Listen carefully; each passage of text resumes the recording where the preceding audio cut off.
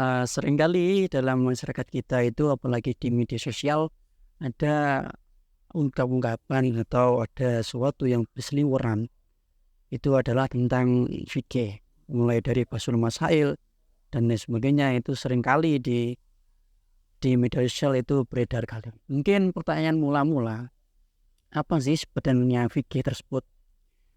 Oke, saya akan mau menjawab dari salah satu buku atau kitab usul fikih yaitu Waraqat. Disebutkan bahwasanya al-fiqhu alladhi wal ju'usani lahu ma'nan lughawi wa wal fahmu. Jadi secara bahasa itu fikih itu adalah pemahaman.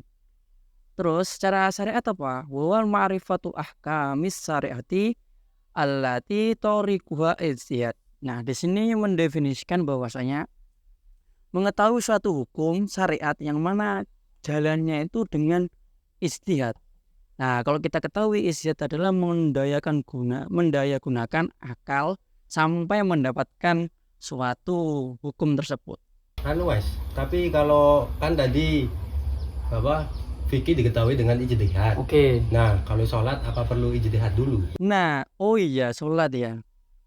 Kalau di sini juga ini dijelaskan kalau masalah sholat itu bukan termasuk fikih, tetapi sholat itu termasuk dari di sini ada bikhilafi ma laysa tarikul istihad kali ilmi bi anna sholawatil khoms itu wajibatun. Di sini mengetahui sholat itu bukan dengan istihad, berarti itu bukan fikih. Termasuk di sini wa anna zina muharramun, dan juga zina haram itu juga bukan termasuk fikih. Karena apa? Karena itu sudah ada di teks di Al-Qur'an secara rinci. Kita membaca di teks itu kita sudah memahaminya. Itu dinamakan masalah qot'iyah. Wa nahu dzalika min mas'alatil qot'iyati falaisa yusamma fikhan. Nah, di sini karena itu sudah qot'iyah, karena di dalam Al-Qur'an atau di teks Al-Qur'an itu sudah secara jelas kita mengetahuinya bahwasanya itu wajib untuk sholat dan haram untuk zina. Di sini juga dicontohkan tadi penjelasan fikih ya.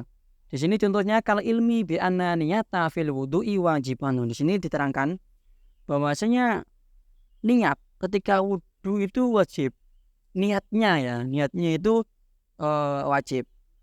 Wa annal witro mangduban, dan sholat witir itu juga sholat sunnah. Kita ambil contoh yang awal saja ya. Kalau ilmi bi anna niyatan fil wudu'i wajibatun. Kenapa ulama itu mengatakan bahwa niat dalam wudu itu wajib? Kita ambil dalam salah satu keterangan atau di sini kita ambil pertama dulu kewajiban wudhu. Itu tertara pada surat Al-Maidah ayat 6.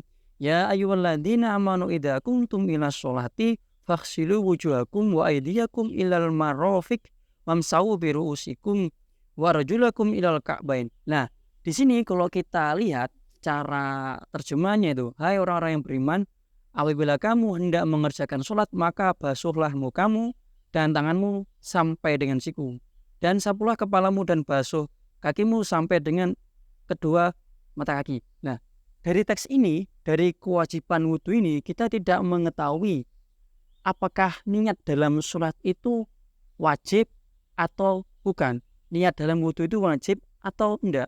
Kalau di madhab Imam Hanafi, niat ketika wudhu itu tidak wajib.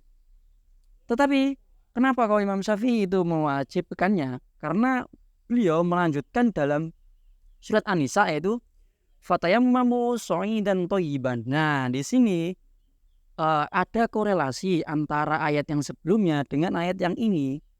Tadi kan ayat tentang tentang wudhu. Nah, sekarang tentang tayamum.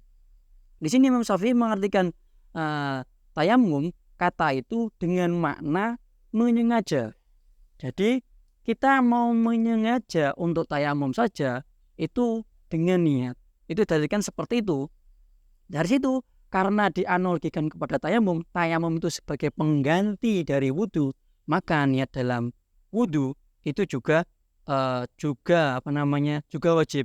Itu kalau madzhab Imam Syafi'i. Terus Kalau Imam Abu Hanifah, kenapa tadi bahwasanya niat itu tidak wajib? Karena beliau mengartikan tayamum itu ya hanya sebagai tayamum. Jadi tetap dalam wudhu beliau tidak mewajibkan untuk niat. Nah, tadi kalau kita buka tadi ada pertanyaan bahwasanya sholat itu apakah juga termasuk fikih? Bukan. Kalau di sini ada apa namanya dalam teks Al-Qur'annya itu langsung wa aqimus sholata wa atuz zakah. Di sini udah jelas. Dirikanlah sholat. Ini di surat Al-Baqarah ayat 43. Jadi udah jelas kalau kita membaca teksnya tanpa ada istihad dulu, kita udah mengetahui bahwa itu surat apa namanya? Wajib. Terus kalau kita buka surat Al-Isra ayat ke-32, itu langsung wala taqrabuz zina innahu kana fahisatan wa sa'a sabila. Ini juga jelas bahwasanya larangan untuk zina. Jadi tanpa perlu istihad bahwasanya itu sudah haram. Mungkin sekian dari saya.